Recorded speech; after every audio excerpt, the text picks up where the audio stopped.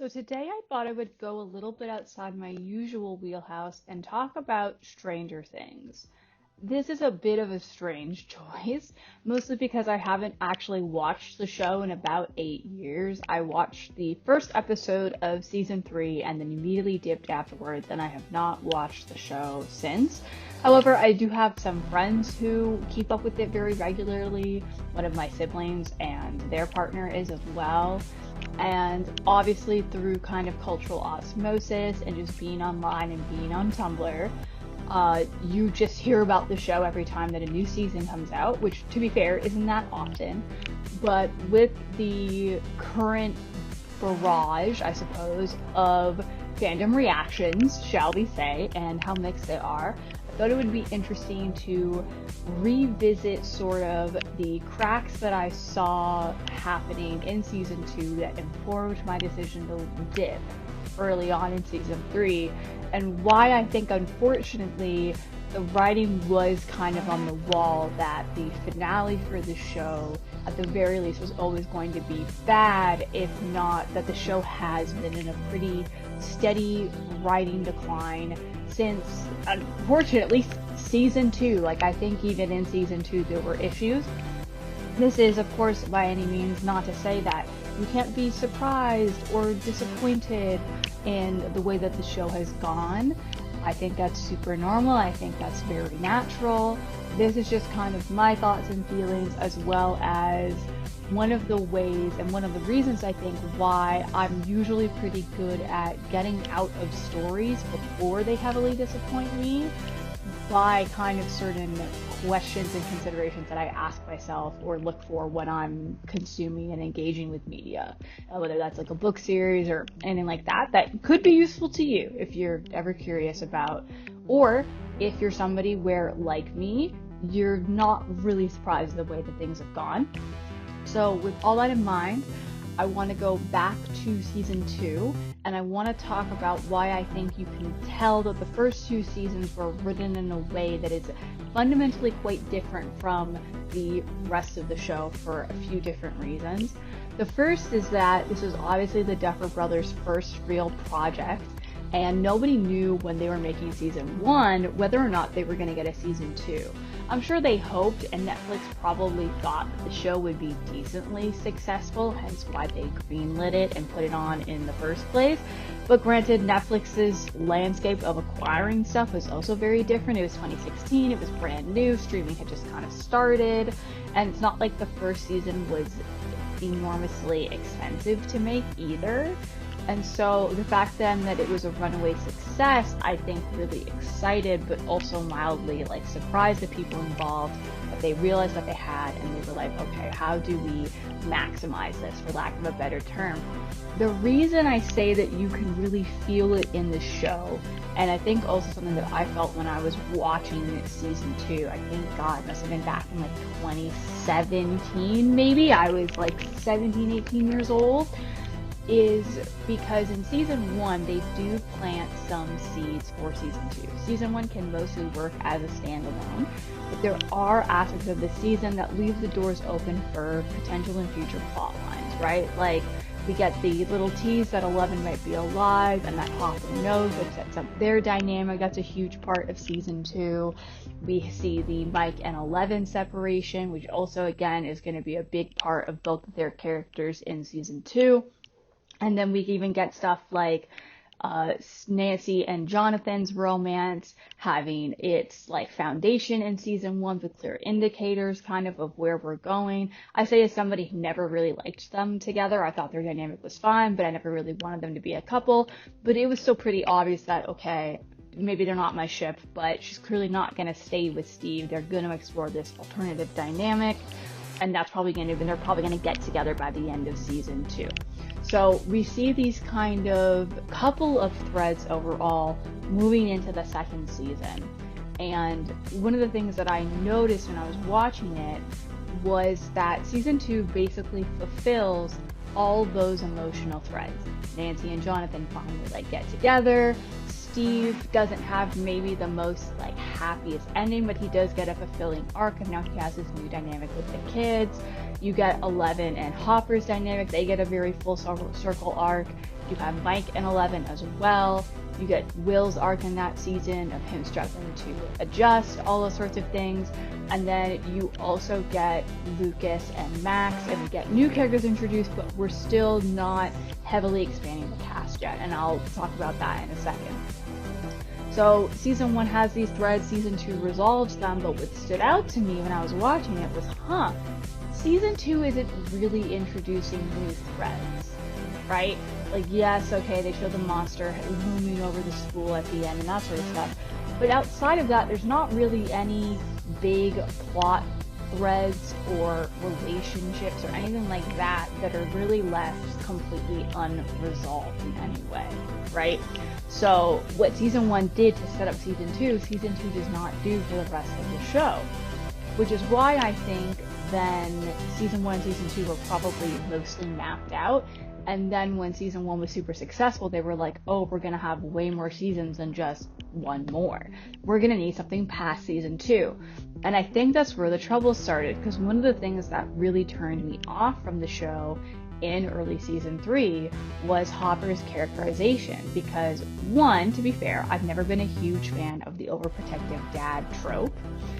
But I also felt like it particularly didn't fit him, because in season 2 he had learned to balance and kind of control his temper a bit more, as well as understanding that yes, you want to keep Eleven safe, she also needs to be independent, and the way that that's currently manifesting is in her desire to reunite with Mike, the person that she really cares about, as well as Hopper being overall pretty compassionate and understanding of the fact that these two kids are really worried about each other, that they do want to reunite, as well as him comforting Mike when he breaks down about having been lied, and you mean like you knew that she was okay and you didn't tell me, right?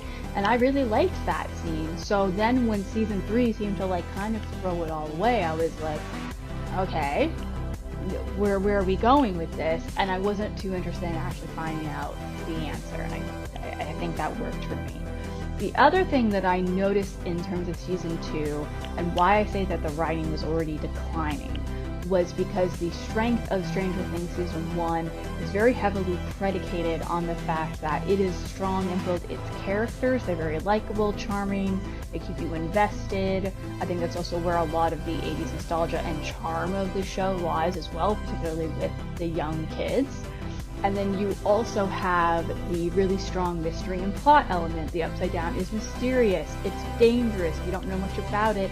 That really adds to the appeal and allure of it, which is naturally not always the easiest thing to have when you need 4 more seasons, and we're going to eventually learn a lot more about the way that the Upside Down operates just by proxy.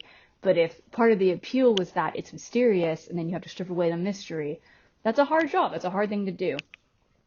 The main thing that stood out to me then watching season 2 was I thought it was stronger on the basis of the characters. We got a better understanding of them. It became more character driven, and I really enjoyed that. But at the cost of the mystery and plot element feeling significantly weaker to me in season 2. And it mostly evened out because, like I said, the characters were stronger. But I remember thinking to myself, okay, we're introducing new characters. I think Max is a good addition. She's another girl. She's another way to revitalize like the party dynamic, as well as somebody who doesn't know the insanity of the previous season. Like, that's fun. That's fine. And Billy worked well enough as almost like a Steve replacement antagonist. He's obviously much worse than Steve ever was. But you can kind of see that, like, when they were maybe thinking that Steve was going to just be this jerk, right, that Billy kind of steps in and fills some of that role. I didn't think he was the most crucial addition. Like, I think you could mostly have season 2 operate without him, but I do appreciate why they wanted him to be in, and that wouldn't surprise me if maybe he was a character that they had plans for, because obviously that gets fulfilled in season 3. However, I do remember thinking to myself, I hope they don't think that they can keep introducing new characters that kind of patch over the fact that they don't have a strong mystery or plot element anymore. I hope they don't keep introducing characters and thinking that that's the same as having a strong plot. And so then when season 3 was like, oh, Lucas's little sister is going to get a subplot. And we have Robin, and I actually quite like Robin. Obviously, I didn't watch season 3, but I've seen the coming out scene. I think her and Steve being platonic is very, very sweet.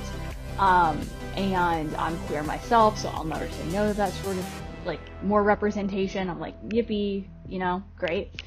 But it kind of showed to me that, like, oh, they think they can and should keep just introducing new characters rather than maybe balancing and developing all the ones that they already had, because the show already had a decently big cast. Like, season 2 also introduces Murray, who becomes a mainstay, and we also get Kali, which I actually didn't mind the Lost Sister episode. I do agree with most people. I think it's maybe that wasn't the best place in this season for it in terms of momentum, but I don't remember it significantly bothering me, so whatever there.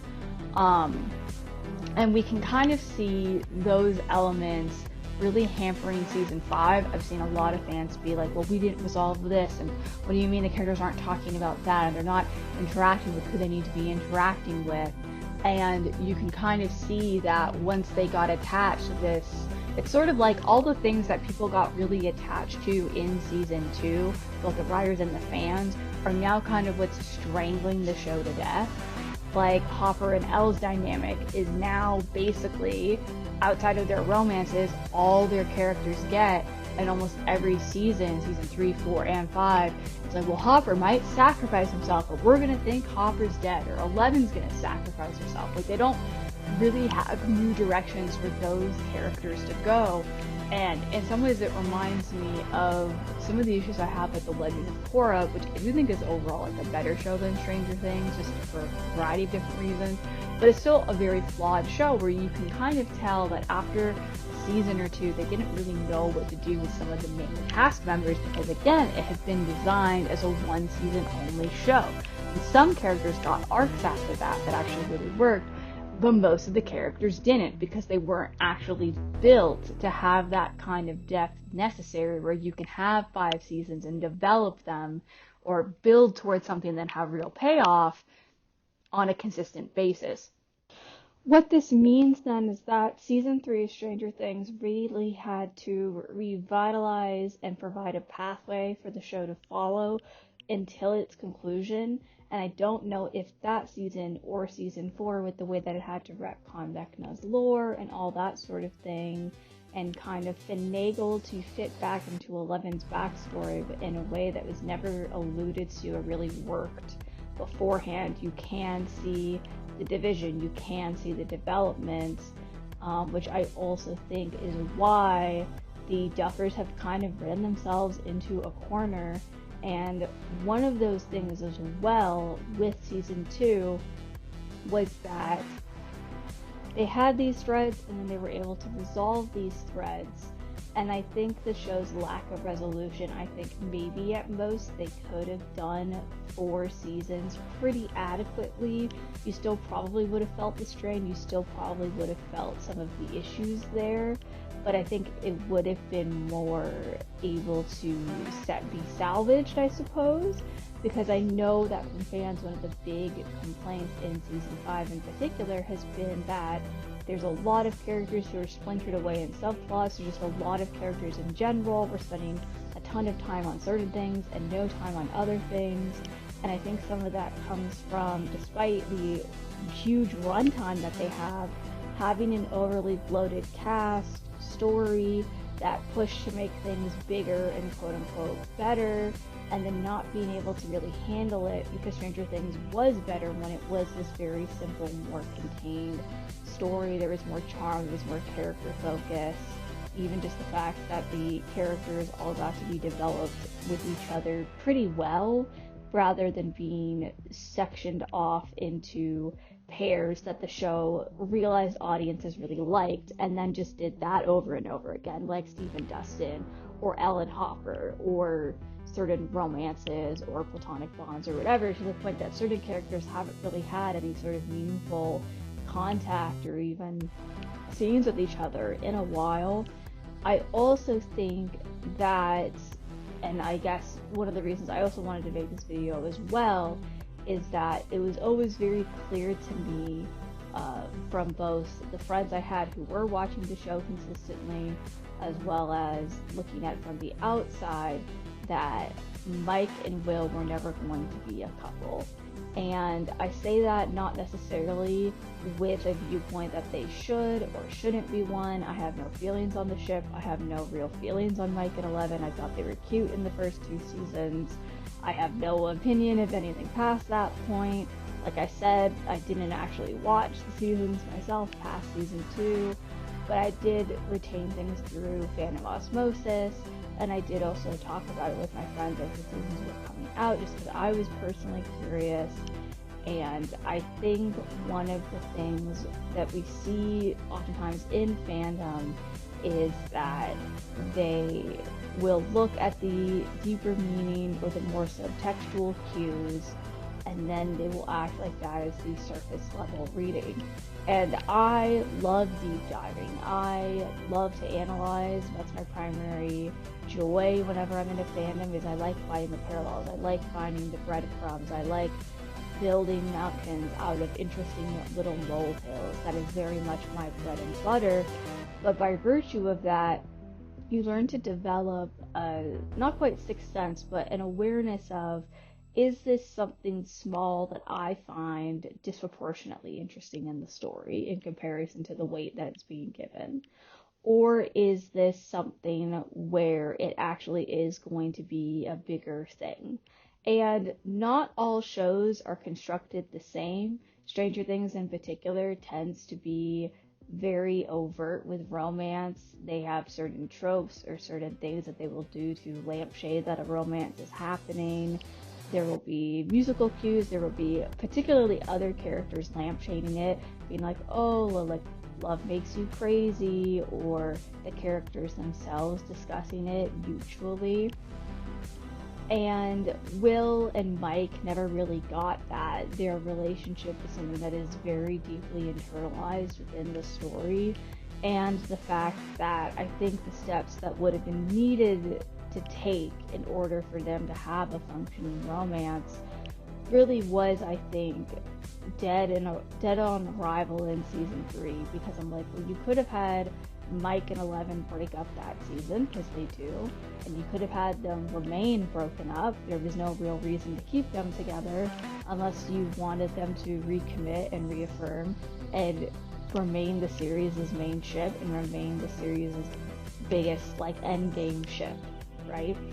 Like I said, even when I was watching season 1 and season 2, I never rooted for Jonathan and Nancy. I was never really engaged with that relationship, but it was still very obvious to me that that's where we were going, partially because of seasonal structure, partially because of just the framing and the writing, and the fact that these scenes were being given. There was romantic tension there, and the characters themselves were acknowledging it and talking more candidly about it. And while Mike and Will is something where they don't really talk about it, they talk around it, and it is majority on Will's side. The fact that Will has or had feelings for Mike is blatant. Like, there are indications in season 2 and season 3. Season 4 takes the subtext, makes it text, makes it overt, and then season 5 is working to resolve that.